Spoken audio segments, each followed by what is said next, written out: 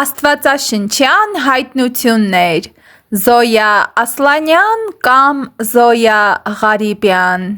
Սովորել Հիսուսից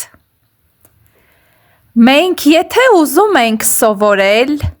ծառայել և որպես քրիստոնյա մեզ պահել, ապա պետք է սովորենք Հիսուսից։ Օրինակ, ինչ կարող ենք սովորել Հիսուսից։ Առաջինը,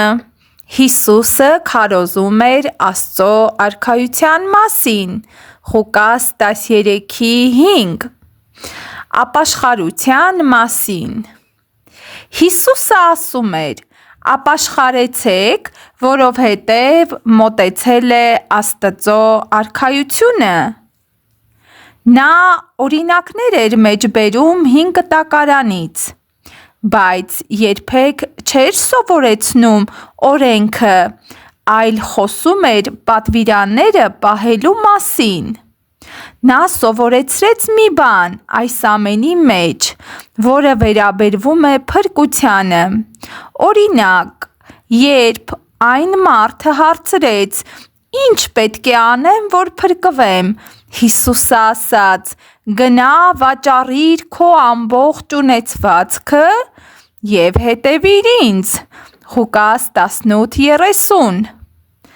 Կամ էլ պետք է սիրես քո Տեր Աստծուն քո ամբողջ սրտով, սա է ամբողջ օրենքը և պատվիրանը,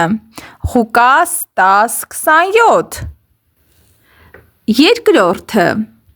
Հիսուսը քարոզեց բժշկության թեման։ Նա բժշկում էր բոլոր նրանց, ովքեր իր մոտ էին գալիս, Մատթեոս 8:16-17 համարները։ Ծառայության թեման։ Նա լվաց իր բոլոր աշակերտների ոտքերը, Հովհաննեսի ավետարան 13:1-16 համարները։ Հիսուսը ասաց. «Մարդու որդին եկել է ծառայելու,